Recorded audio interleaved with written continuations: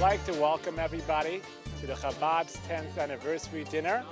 I hope you have a wonderful evening, and we're so glad that you made it here tonight.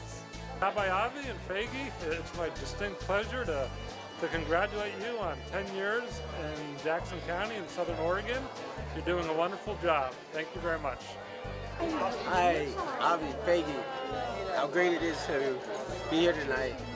It's very special. 10 years. I think I've known you all 10 already. And may there be 25 more. Mazel tov on the 10-year celebration. Hatzlacha, best of luck to Chabad of Ashland and the Zwiebel family. And we're looking forward to seeing what's in store for the next 10 years.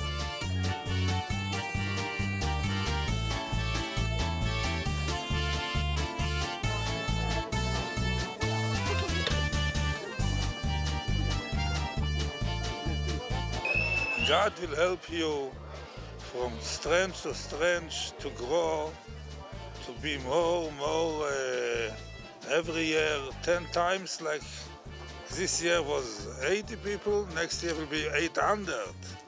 And then and after that more and more till you will reach all the Eden in the area. Thank you.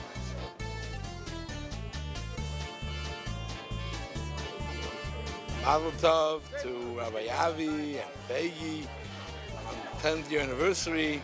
You only go from strength to strength. We all love you, and you do just tremendous work over here. You should just continue and with good health and bring Mashiach right away, right now. Thank you.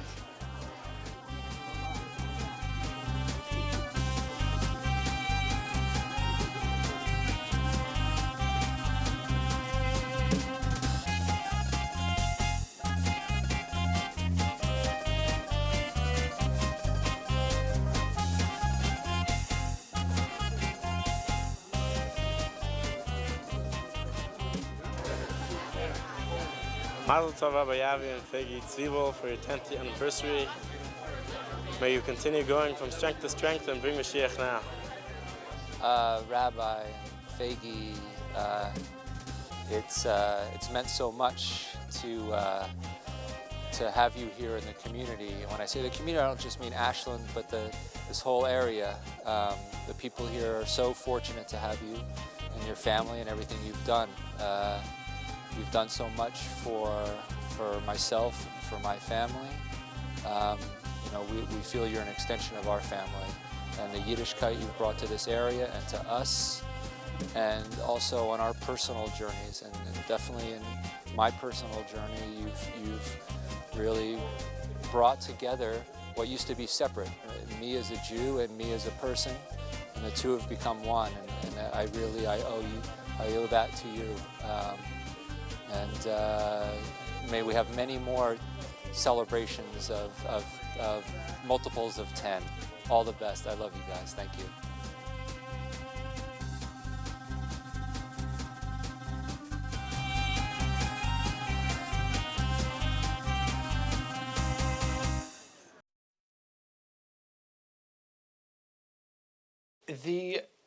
The Federation has a Jewish secret that I'd like to share with you. Sometimes they look for what they call a mega donor, somebody to give a very large gift. And they do their research. And when they locate this man or woman, what they try to do is they try to take them on a very special trip to Eretz Yisrael, to the Holy Land. And they wine and dine them and show them the wonderful activities they do for a few days. And after it's over, they hit them up for the large gift that they're looking for, to do the wonderful things they do. There's this one Jew who gets the call every year from the Federation people, come on this trip, we want to show you. And he says, I'm not interested. Not interested. After 5 or 6 years, they're persistent. They call, picks up the phone, he says, this year I'm going to go on one condition. I have this little poodle that I love. It's like the love of my life. If you allow it to go to the Holy Land with me, then I go on this tour. So they say, of course, we're going to make it special first-class dog compartment on El Al. It's going to a golden cage, organic biscuits, kosher, seaweed, whatever you want, homegrown, whatever's good here, all the... And we're going to take care of this. It's going to be fantastic. Okay, he's on the flight and they're flying to Israel. It's all wonderful. They land in the airport. He receives a call, the Federation people receive a call from El Al that tragedy struck. Because of the pressure and the velocity, the dog perished in the middle of the flight. That's right. Oi, what are they going to do? This guy's not going to give them a penny. It's a terrible beginning. So they had connection. They contact the Mossad. They have connections. The Mossad says, fast, take a picture with the iPhone, send it to us. They take it. The Mossad starts to scour the Holy Land to find somebody walking a dog that's identical build. Up in Tzvat, they see an elderly man walking with some kind of similar. They surround this fellow. They tell him it's national security. They take the dog from him. They confiscate it. It's on a helicopter, and they manicure and pedicure, and they have a haircut and dye. They have experts. They know how to do this. By the time the helicopter lands, you cannot tell the difference. This dog looked like, and they replace it, and they bring him his luggage, and the new dog, and the human eye can't discern the difference. This fellow looks, and he looks at the cage. He looks astonished, and he's looking. His face turns white, and he faints. And they can't figure out how did he discover their subterfuge? What happened? And they put water on him, and he gets back up, and he looks up, and he said, a miracle happened. He says, I brought my dog to be buried in Israel. It's alive again.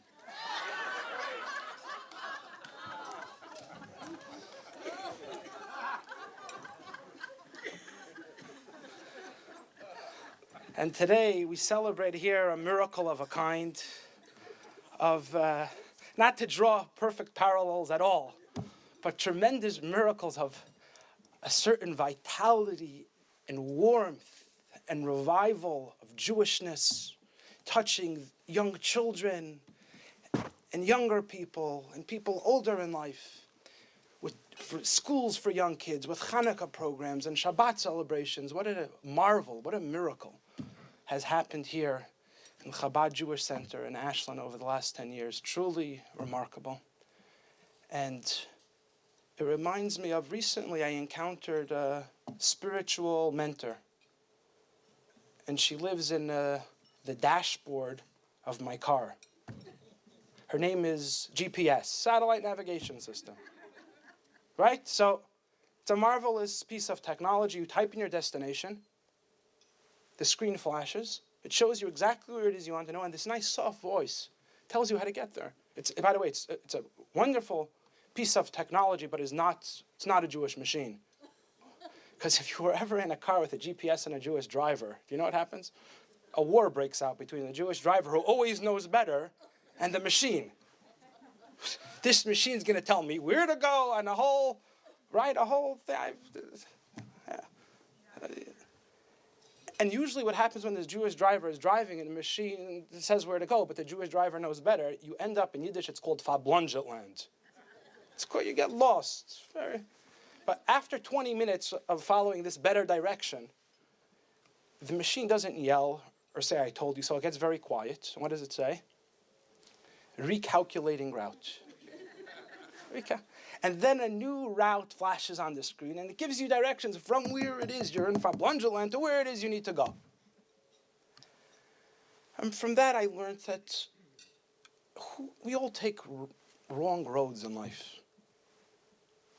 Who doesn't take a wrong road in life? But wherever we are, there always is a road from where we are to where it is we need to go, to a beautiful and better promised land, as long as we know where it is we want to be. But in a sense, that's an image of Chabad of Ashland. It's, you could say, a godly positioning system, if you will, that calls to the Jewish community and says it doesn't matter where one is in life. It doesn't matter on what road. It could be a blessed road. But come closer to your Jewishness, to your identity, to your humanity. Celebrate Shabbat with community, with home, with family. Celebrate your soul, a Hanukkah experience, whatever the experience is, but it's that voice, that calm voice, a sincere voice, a heartfelt voice that calls to people from every conceivable background and says, come home a bit. Let's celebrate together as a community. Let's grow.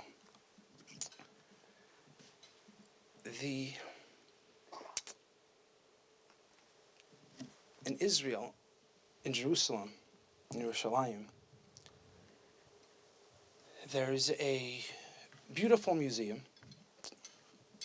It overlooks the parliament. It's a beautiful building.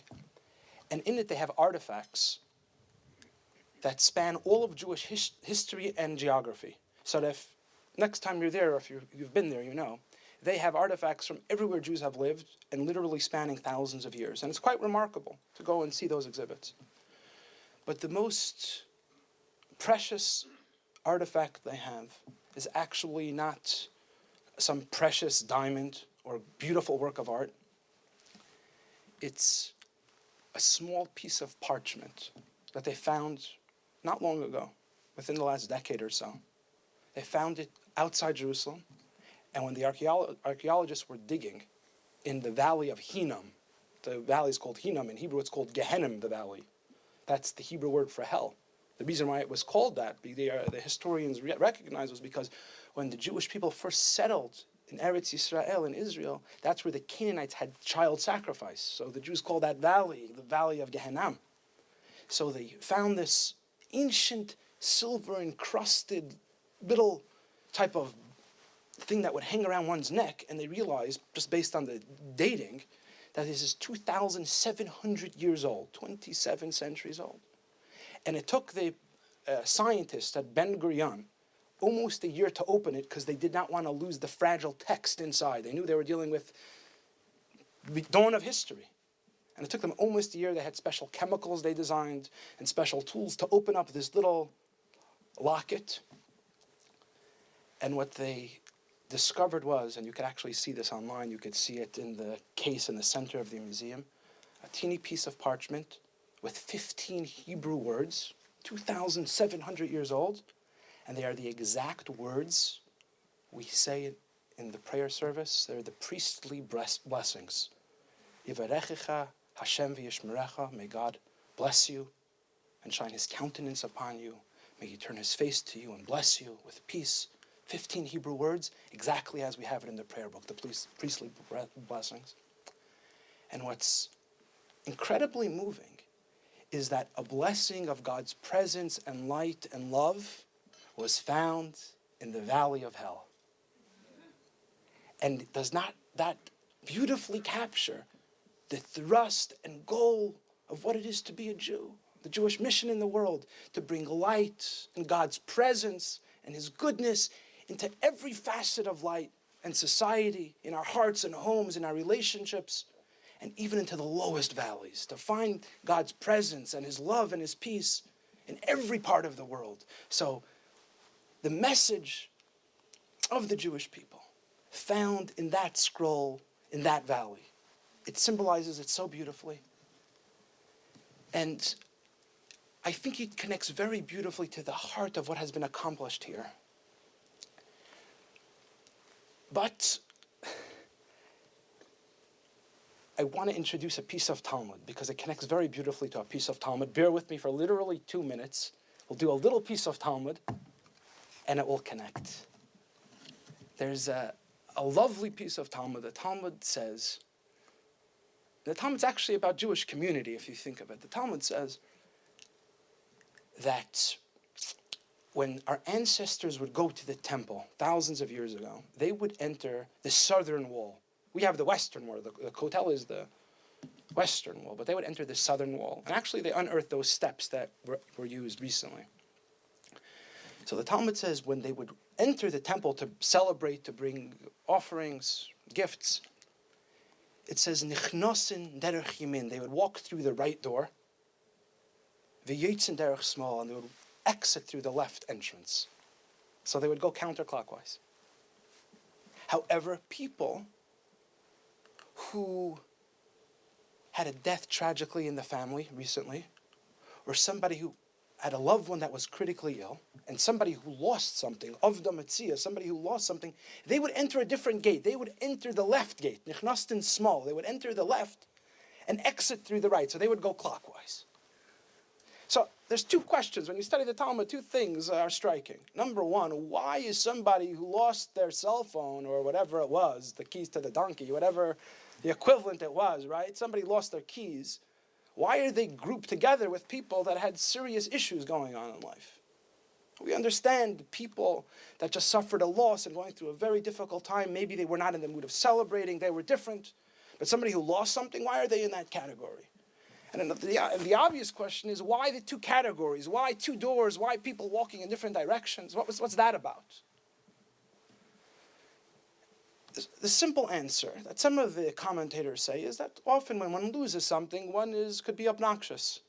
They don't use the word obnoxious, they have the Hebrew word for it. But you know sometimes you lose something and it's not good for your loved ones to be around you when you're searching for your keys necessarily, right? Because you're just not good in company. So they're in that line because, stay away. That's the surface answer. But the deeper answer is it's not merely talking about an individual who lost, let's say, their keys. It's talking about somebody who lost something much deeper, lost their faith. Either faith in God, or faith in their own humanity, faith in their own soul, faith in their own neshama. They've given up on themselves. They say, I'm too far gone, not me. The dreams of my youth, I don't believe in them anymore. It was a mirage, not for me. I'm lost, too far gone. So that's a significant crisis one is going through in life. And here what you have, the Talmud is telling us something brilliant. And it's telling us what it is to build a home for God on earth. The temple is considered God's home on earth. What is God's home on earth? What is it to build a center where people come together in a godly manner? So you have people coming in with blessing and things are going well in life. They're coming in through one door. And then you have other people who are coming in through a different direction because they have a crisis in their life, because they have a loss, because they're challenged, because they're having a psychological crisis. What the Talmud is saying is, if you're coming to the house of God, you should know that the people coming in the opposite direction, those are people you need to reach out to and see how to help. Maybe with a word of comfort. Maybe your uncle's a doctor. Maybe they need words of encouragement. Maybe you lost faith in yourself and you can tell the person coming in, no, there's recovery, there's healing, there's blessing, there's renewal. So that it wasn't set up to marginalize people, but it was set up telling us that if you're coming to serve God, God is saying, very nice, you're coming to celebrate, you're coming to pray, and that's beautiful, and that's holy, and that's a mitzvah. But let's see if in the home of God, you're going to be able to take your soul and your humanity and your goodness and say, how do I take the blessings I have and heal somebody right across from me? And all I need to do is extend my hand and say, Shalom Aleichem, how can I help? And that's how God says you build a home on earth. I mean, in fact, you want an image for this. You think of two words in English that capture this idea, and that is a word for spiritual, for the godly is soul. Soul, the neshama, the soul. You want a word for the earthly, for the physical, that's soil, earth, soil, soul and soil. What is the difference in their spelling between soul and soil? The you and the I and the you. If I think about I all day, it's earthly. It's an earthly existence. You can do that, but it's earthly. But the moment somebody says, soul, neshama, you, what can I do to bring a blessing to somebody else? That's godly, that's spiritual, that's transcendence. And so the Talmud is telling us, what does it mean to celebrate? Does it mean to build a center for Jewish life? Where is God's presence felt? A space where people can come and they feel at home and they feel like family and they feel love and they feel that responsibility to roll up their sleeves and make a difference and be a blessing for the lives of others. And we're between friends here and brothers and sisters, and I'll share with you a personal story, and I'm sure you know many more.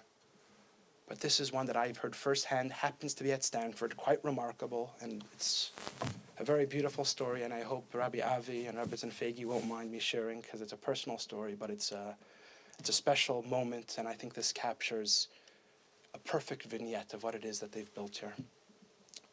A few months ago, a woman comes over to me. I was walking in the Stanford campus, and she says, oh, you're the Chabad rabbi at Stanford? And I say, yes. She says, do you know the Rabbi Avi, the Chabad rabbi in Ashland? I say, yeah, a classmate, of course. She's very emotional. She says, come sit down, I need to share with you a story. She said, tragically, we had a daughter, we loved her.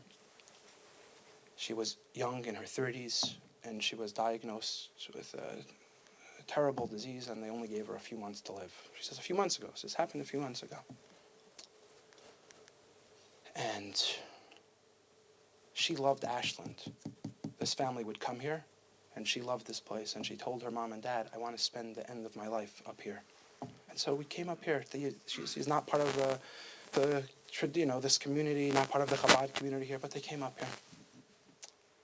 And she said it was Sunday before, Purim was Sunday. And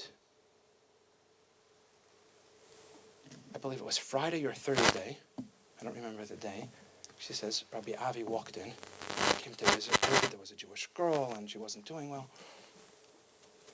And she spoke, she asked Avi about the holiday. She said, Purim's coming up Saturday night and Sunday, and Rabbi Avi said yes. And they discussed Purim. She had some questions. The mother is telling me she's very emotional. And then at the end of the conversation, she don't really know the Rabbi and Rebbitzin. She says, the Purim is Sunday. Would you be able to come here? I know it's difficult. Would you maybe be able to consider coming here to read the Purim story for me, the Megillah? I love that story. I always loved it. Maybe could you come here? So Rabbi Avi said, I can't promise because it's a packed day with community obligations and but I'm going to try. I'm going to try to come. So this woman telling me the story, she says, that was my daughter, Adina. She said, I didn't want to tell her anything, but I knew the rabbi doesn't know her, and I knew Purim's a very busy day, and he has a congregation and all of his relationships here. I knew he wasn't going to show up. Not part of the community. But I didn't want to tell her, so I just... And she says, I knew that I was right, because she actually said on Shabbat, Fegi walked over and spoke to her also for a very long time. And during the conversation, she was already weaker.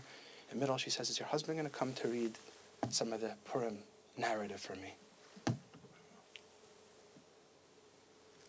She says it was Purim Sunday, the holiday. The sun is setting. And there's a knock on the door. And a clown shows up. A clown. A clown. She thought maybe the rabbi said. Then she realized that was the rabbi. It took her for a minute. And the rabbi is in high spirit, shall we say, in the holiday mood, right? We'll say it like that. And not only the rabbi, a group of people came in to help with the celebration. And he tears the scroll, and he unrolls the scroll, and the sun is setting, so Purim's about to go out. And they make the blessings, and they read the whole scroll. It takes almost an hour. And she's crying. She's telling this to me. I'm not sure exactly how this is going to end. And she told me they sang melodies after the thing, and Purim ended. And she said a few hours later, her daughter had passed away. And she was weeping. She told me, she said, I heard of Chabad, for a long time. I always thought Chabad, religious, orthodox, community, members. She says, it took me, she says, in that moment I realized it's about family, not religion, membership. It's about family and brothers and sisters. Here you have a rabbi.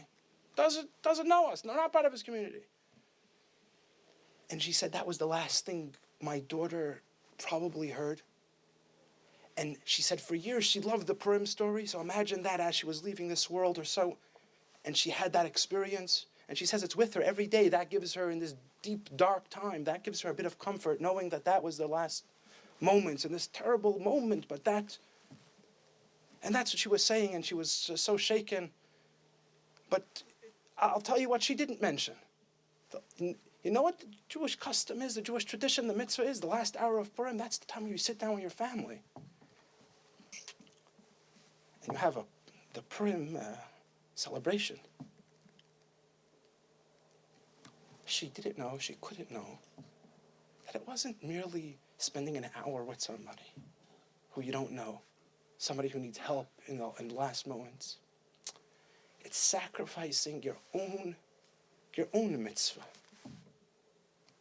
your own family, to be with somebody you met maybe once, to share love and warmth and godliness, to bring the light of God's peace and love to another human being in a dark moment, in a valley of darkness. Yivrechecha Hashem v'yishmerecha, that godliness should be felt there, that every human being should have that opportunity. That satellite navigation system that was set up here, calling to the Jewish community in so many beautiful ways, to come together, to celebrate together. It doesn't matter what door, a right door, a left door, where one is. It's a center that says, come, let us celebrate together. Let us live Jewishly together. Let us help humanity together. Let us be a beacon of light in a world that so needs it. And Avi and Feigi and all of our hearts here tonight, the blessing certainly is on behalf of everybody, no question. Yivarechecha, Hashem v'yishmerecha. May God bless both of you, shine His countenance upon you. V'yasim l'cha shalom. There should be at you and all the partners here awesome blessing and health and abundance, because the truth is, you guys are all just getting started, even though it's incredible, but this is only the prelude to tremendous blessings of peace and love and holiness and godliness to come. Amen. Since we're in Ashland, home of Shakespeare, I will say on behalf of the community, thanks and ever thanks.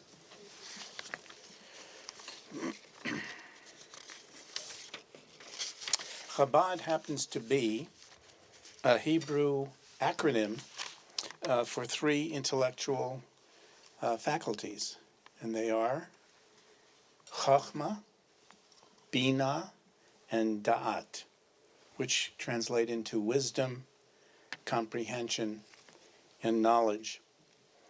The Chabad movement started about 270 years ago in Russia with a message of kindness to all, scholarship, and brotherly love. An explanation of its core principle could simply be said, do not do unto others that which you do not want done to you. About 11 years ago, Katie and I welcomed to our home a young couple, Rabbi Avi Zwiebel, his wife Feigi, and their then only child, Bela. They made a commitment to serve in Ashland for a lifetime, their lifetimes. And the goodness that they have spread around is legendary, and much of it is unknown. Chabad has 4,000 Chabad families in 65 countries who have pledged their lives to bring godliness and holiness into those communities. And the Chabad does open a new facility every 10 days around the world, if you can imagine that.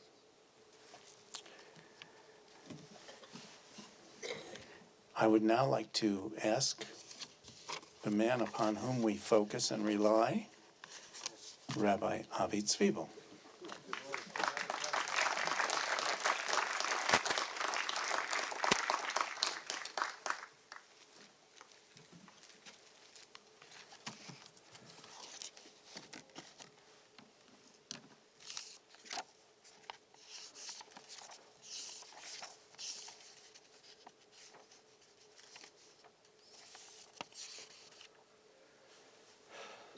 Thank you, Stan, for your kind words.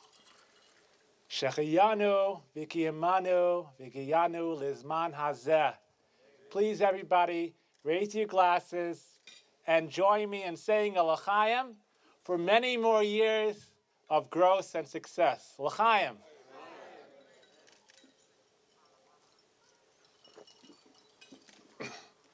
On behalf of Feigi and myself, I'd like to thank everybody from our depths of our hearts, Mikarev Lev, for coming here tonight and joining us in our 10th anniversary dinner. Wow, it's been 10 years. We've been asked many times how we chose Ashland to open a Chabad. Well, let me tell you. I remember vividly our first visit to Ashland. It was 11 years ago on the holiday of Hanukkah. We came then with our little baby Bela. And we spent 2 days. It was very moving and exhausting 2 days, but very moving at the same time. On the way out of town, we were still a little ambivalent about our future. We stopped downtown and we meet a Jew named Larry from New York, originally from New York. We schmoozed, we gave him a mezuzah, and then we gave him some chocolate Hanukkah gelts. I couldn't afford to give real Hanukkah. Just kidding. As we're about to leave, Larry breaks down in tears. And he tells us, "You bring back memories of my grandparents. I remember as a child, my Bubby and Zadie, my grandparents, used to give me Hanukkah gelt. And it's been 40 years that I've been completely disconnected from my Jewishness. But now, for the first time, for some reason, I feel reconnected. So thank you both for reconnecting me to my Jewish heritage."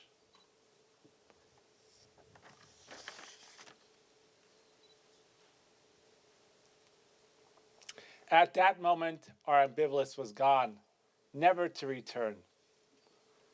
We knew for in certainty that our destiny would be to relocate to Ashland and open a Chabad and helping others ignite their Jewish spark.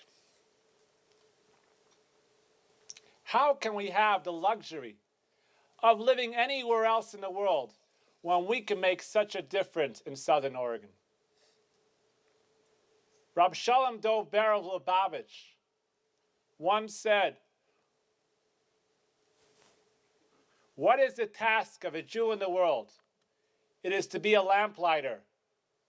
You see, in the olden days, there was a person in every town who used to go and light all the lamps that were at the street corners that were there in readiness, awaiting to be lit.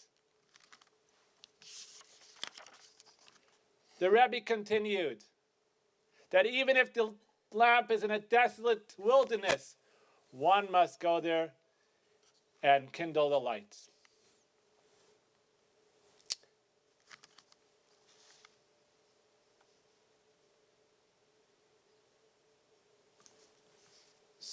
A Jew is someone who goes around and lights the souls of others with the light of Torah and mitzvahs and goodness and kindness and morality. Souls are in readiness. Sometimes they are around the corner.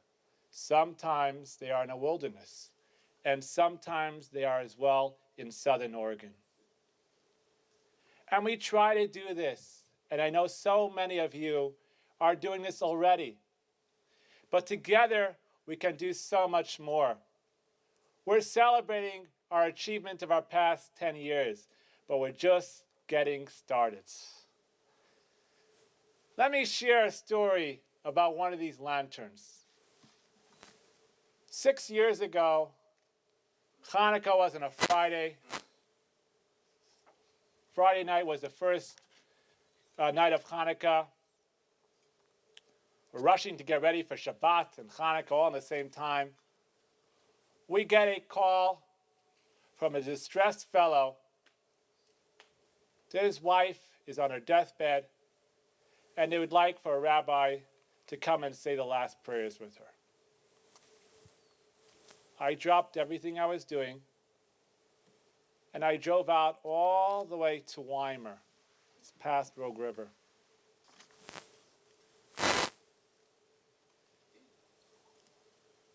The sight that met my eyes was heartbreaking.